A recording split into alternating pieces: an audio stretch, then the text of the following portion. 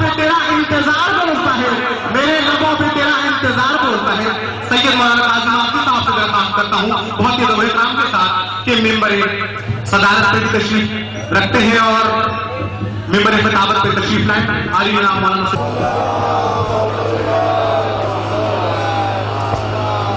جاسپی صلوات پڑھیے۔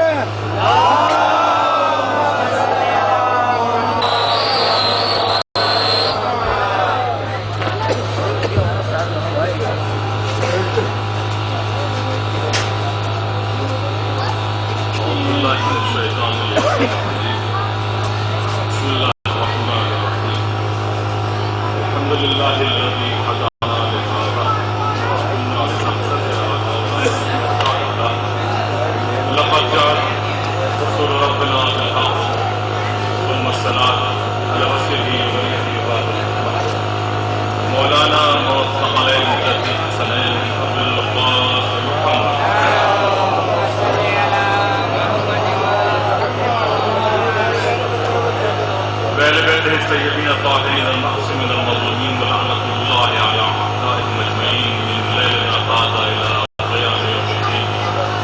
أما بعد فقد قال رسوله الكريم بسم الله الرحمن الرحيم سينجي وأنا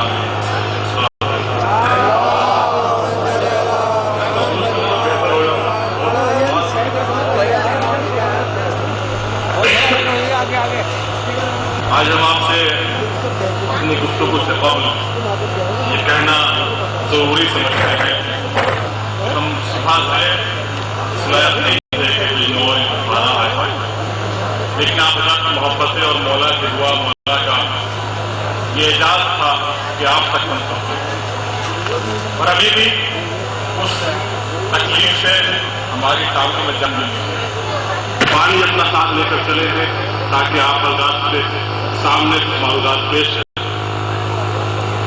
مزاج سے آپ واقف ہیں، حدیث نبی ہے اور نبی کے صفات، نبی کے کمالات، نبی کی بلندی ہم آپ کو بتا دیں۔ کون نبی، کیسا نبی؟ وہ نبی کہ جس کو 40 سال تک لوگ نبی مانے کہ نہ مانے، ہم شاید بخارا میں ہی اس روایت کو پیش کر چکے ہیں، بس اپنی بات کو مسلسل دینے کے کہ نبی کو نبی مانے کہ نہ مانے، کتابوں میں نبی کو نبی مانا اور وہ واقعہ آپ کے سامنے ہے، لیکن جب ہم محرم جشن کے بعد یہاں سے محمد والا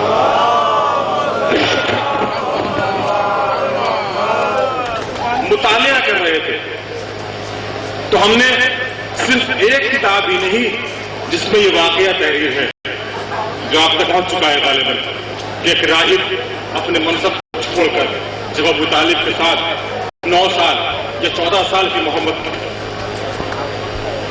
سامنے آ گیا، سلام کیا، آداب بجا لایا اور اس راہب نے کہا اے ابو طالب، کیا ممکن ہے کہ اس بچے کو جس کی صحیح بخاری نے عمر 9 برس کی لکھی، جس کی صحیح ترمذی نے عمر 14 سال کی لکھی، صحائح ستہ میں یہ روایات موجود ہیں، لیکن جہاں تک یہ 2 کتابیں ہیں، صحائح ستہ 6 صحیح کتابیں جن کو علماء اسلام مانتے ہیں، ہم ان میں سے 2 کتابوں کا آپ کو ریفرنس دے رہے ہیں، صحیح ترمذی، سنن ترمذی اور صحیح بخاری شریف۔ ان دونوں کتابوں میں ایک میں روایت یہ ہے کہ نبی 9 سال کے تھے، ایک میں روایت یہ ہے کہ نبی 14 سال، شاید چہرے جدید ہیں لہذا تاکہ بات مکمل پہنچ جائے۔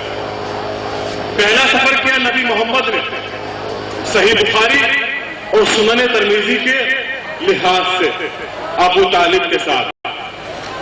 ایک کتاب کہتی ہے نبی کی عمر 14 سال کی تھی، ایک کتاب کہتی ہے کہ نبی کی عمر 9 سال کی تھی۔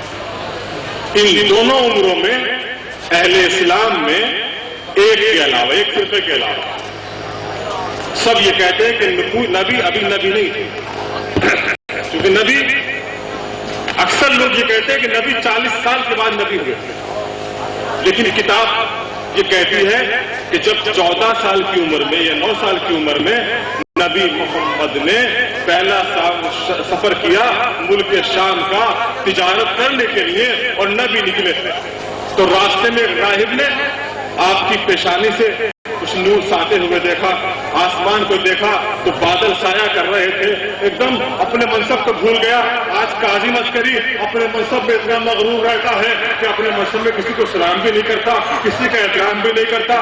وہ راہب اپنے کنیسہ سے اترا اور اترنے کے بعد ایک مرتبہ اس بچے کے سامنے جو مسلمانوں کے نزدیک کبھی نبی نہیں ہوا، کتاب خلی نبی کہتی ہے، نبی نہیں ہوا ہے، آیا آ کے ہاتھوں کو جوڑا، جوڑنے کے بعد کہنے لگا اے ابو طالب کیا ممکن ہے ایک رات اس بچے کی ضیافت میں کر لوں، مہمانداری میں کر لوں۔ ابو طالب نے جو ابھی چچا تھے، رب تھے، پالنے والے تھے، پرورش کر رہے تھے، ابو طالب اس 14 سال کے بچے کی اس بچے کی طرف دیکھ کر کہنے لگے ہاں محمد کیا خیال ہے؟ احترام محمد اگر کہیں سیکھنا ہے تو اس کی تعلیم ابو طالب کے پاس آ کر لے لی، آگے رک گئے۔ میں نے پہلے بھی عرض کیا تھا ناشتے کے بارے میں مجھے نہیں معلوم، صحیح بخاری شریف نے نہیں لکھا، صحیح ترمذی میں نہیں لکھا، جھگڑا کرنے لگے، دونوں کتابوں میں اختصاص برپا کیا گیا، کہا اس کا نام بحیرہ نہیں تھا، ہمیں کل اس سے اشکال ہے، اعتراض ہے کہ نام بحیرہ تھا، زید تھا، عمر تھا، فلاں تھا، ہم نام کی تو بات ہی نہیں کر رہے، تو اس راہب کا نام ہے کیا؟ واقعہ موجود ہے، ایک راہب نے 9 سال کے محمد میں نبوت دیکھ لی، مسلمان آج تک موجود ہے، نئے اپنے گھر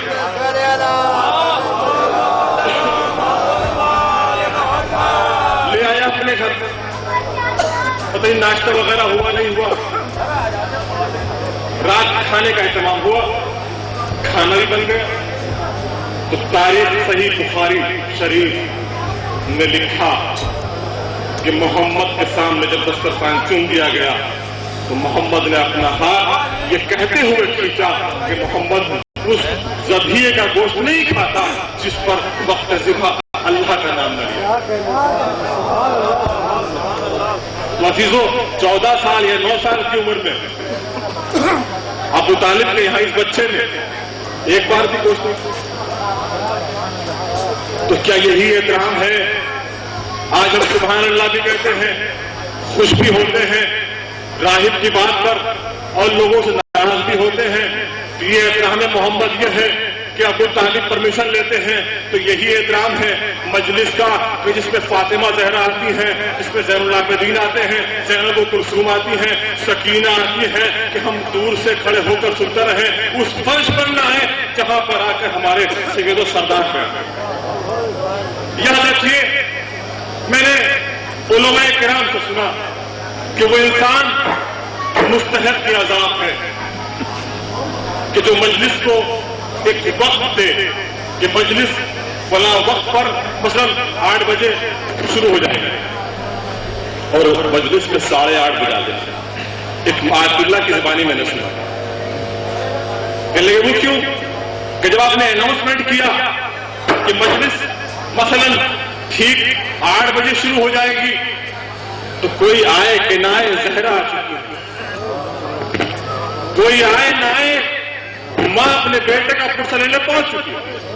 تو یاد رکھیے کہیں ایسا نہ ہو کہ ہم جو ذکر کر رہے ہیں اس ذکر کو ثواب کے لیے کرتے ہو مگر ہم عذاب میں مبتلا ہو جائیں۔ کون زہرا کہ جس نے کہا ان السعید کل السعید حق السعید، ان السعید کل السعید حق اکثرات محمد علیہ۔ ہم نے وعدہ کیا کہ آپ کی زندگی میں بھی اور آپ کی موت کے بعد بھی آپ کا نام نہیں آئے گا، وعدہ ہو گیا۔ کہ جب میری شادی ہوئی اور شادی کے بعد پہلی بار اپنی بیوی کے قریب پہنچا تو میں نے اپنی بیوی کو خیانت کار پایا، پاک دامن نہ تھی، میں اس غرض سے اس بات کو اپنے گھر والوں پر اشکار کروں، جا کر بتاؤں میں نے اپنے دروازے سے جو قدم نکالا یہ میری بیوی میرے قدم پر کہنے لگی سترنی اللہ یسترک، اے میرے خامن تو میرے عیبوں کو ڈھک لے، اللہ تیرے عیبوں کو ڈھک لے۔ لہذا وہ دن ہے اور آج کا دن ہے میں نے اپنی بیوی کے عیب کو کسی سے نہیں کہا۔ بس عزیزو یہ امام چاہتے کیا ہیں؟ یہ عیب کیسے ہوتے ہیں کہ اگر کوئی اپنے بیوی کے عیب کو چھپا لے تو امام اس کے پاس سید مہدی فیروز سے عالم ہوتے ہیں. مگر آج ہماری خامی کیا ہے کہ ہم ہر کسی کے عیب کو ظاہر کرنے میں لگے ہیں. فلاں میں تو یہ خامی ہے، فلاں میں تو یہ خامی ہے. یاد رکھیے ہم خامیوں کو ڈھونڈنا چھوڑ دیں بلکہ اچھائیوں کو تلاش کرنا شروع کر دیں. عزیزان محترم، ہماری مغفرت اسی وقت ہوگی جب ہم برائیوں کو چھوڑ دیں، اچھائیوں میں آ جائیں. ایک صلوات پڑھیں محمد علیہ.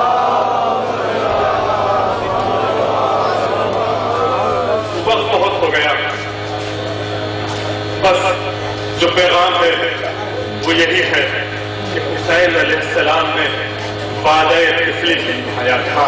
تو حسینیوں، آج تم جو حسین تم سے طلب کرتا ہے، حسین جو تم سے چاہتا ہے، حسین کے نانا جو تم سے چاہتے ہیں، اس کو پورا کرو. اور یاد رکھو اگر تم نے پورا کر دیا تو حسین ہی نہیں بلکہ حسین کی ماں بھی تم کو فراموش نہیں کرے.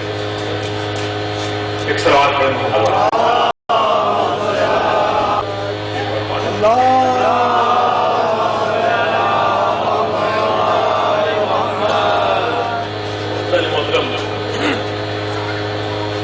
حسین کون؟ جس کی ماں اپنے سر پر کسی کا حق نہیں رکھتی. واقعہ ہم نے پہلے عرض کیا تھا، وہ حسین موجزہ ہے. ایک بات بتا کے 6 مرتبہ پڑھتا رہتا ہے، مگر یہ وہی تازہ ہے، اسی طرح تازہ ہے جس طرح اب سے 13 سے 71 سال پہلے. فاطمہ زہرا سلام اللہ علیہا کسی کے حق کو اپنے سر پر نہیں رکھتی.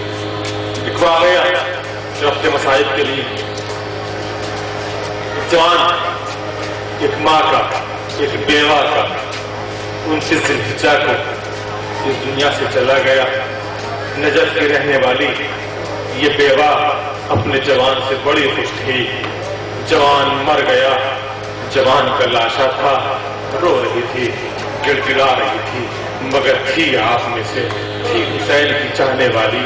ایک مرتبہ روتے روتے جو سر اٹھا تو ایک مرتبہ کیا دیکھا کہ محرم کا چاند طلوع ہو گیا. اپنے بیٹے کو یہ کہہ کر رونا بند کیا کہ میرے لال، فاطمہ کے لال کا ماتم کروں یا تیرا ماتم کروں. تاریخ نے لکھا کہ اس مومنہ نے 10 محرم تک فاطمہ کے لال کا ماتم کیا. ماتم کرتی رہی مگر ماں ہوتی ہے. جب بیٹے کی یاد 11 محرم کو آئی، اپنی چادر کو سر پہ ڈالا، نجف کے قبرستان میں پہنچی. کیا دیکھا؟ ایک سیاہ پوش بیوی، ایک سیاہ پوش بیوی اس سے پہلے اس کے بیٹے کی قبر پر کریا کر رہی ہے، سر و سینہ پیٹ رہی ہے. ماں تھی، اس کے پاس بیوی کے پاس پہنچ کر کہنے لگی، اے بیوی کیا تیرا بھی کوئی جوان اس دنیا سے چلا گیا؟ یہ تو میرا لال ہے، میرا اکلوتا بیٹا ہے. ایک مرتبہ اس سیاہ پوش بیوی نے سینے پر ہاتھ مار کر کہا، اے مومنہ یہ کیسے ہو سکتا ہے کہ 10 دن تم میرے لال کا ماتم کرے اور میں تیرے لال کو فراموش کر دوں. فاطمہ آپ کو بہت چاہتی ہے، آپ کا بہت خیال کرتی ہے. پڑھنے وہ ایام کہ جن ایام میں زینب پر بدر پھرائی گئی، کلثوم پر بدر پھرائی گئی. بس ابھی تو شیرنی کا واقعہ آپ تک آپ کی خدمات میں پیش کرنا ہے اور آپ کی اس نعمت کو تمام کرنا ہے. ایک مرتبہ جب شیریں کو حسین نے آزاد کیا، آزاد کر کے وعدہ کیا کہ شیریں ہم تمہاری بات کو رکھیں گے، تم اپنے گھر میں بلاتی ہو، ہم تمہیں آزاد کرتے ہیں، ناراض نہ ہو، ہم تمہارے گھر آئیں گے. فاطمہ سے حسین کی گفتگو سن لی آپ نے، تم ناراض نہ ہو، ہم تمہارے گھر آتے ہیں. حسین وعدہ کرتا ہے ہم تمہارے گھر آئیں گے. لو عزیزو، وہ دن بھی آ گیا کہ غدیر نامی شخص کے پاس اشقیاء نے ان سروں کو رکھا. کہنے لگے، اے غدیر، جو شیریں کا میاں تھا، اے غدیر ہمیں خطرہ ہے کہ ان سروں کو چھین نہ لیا جائے، ان کی ترات پر حفاظت کر. عزیزو، غدیر شیریں کے شوہر نے سروں बच्चों को एहतराम से लेकर अपने घर में चले गए। मुखद्दरात इस्मत भी शीरी के घर में चली गई, खाक पर जाकर बैठ गई। शीरी को क्या मालूम था, शीरी को क्या मालूम था कौन आए हैं, आने वाले कौन है? वो तो आम लोग समझ रही थी। जब रात हो गई और तमाम दरवाजे बंद हो गए, एक मर्तबा ज़ैनब उठी, उठकर सैयदा ज़ैनब शीरी के पास पहुंची, जाकर कहने लगी, ए बीबी, हमारे वारिसों पर हमने गिरिया नहीं किया, हमने अपने वारिसों पर गिरिया नहीं किया, हम अपने वारिसों को रो नहीं पाए। क्या मुमकिन है कि अपने वारिसों पर हम गिरिया कर ले? अब मुमकिन है कि अपने वारिसों को हम रो ले? ये शीरी थी, अहले बैत के दर की गुलाम थी, घबरा गई, इसके खुद के आंसू आ गए। कहा बीबी, मैं गिरिया करने को मना नहीं करूंगी, अपने अकारीब पर रो, अपने दोस्तों पर रो, अपने घर वालों पर रो लो। लो अजीजों, बीवियों को रोने की इजाजत जो मिली, बीवियों ने हल्का बनाया। कोई कहते कि हाय मेरे 18 बरस वाला, कोई कहते कि हाय मेरी एक रात का दूल्हा, कोई कहते कि हाय मेरे नन्हे नन्हे, कोई कहते कि हाय मेरे भाई के बाजू। मगर अजीजों, एक मरतबा ज़ैनब ने कहा, हाय हुसैन,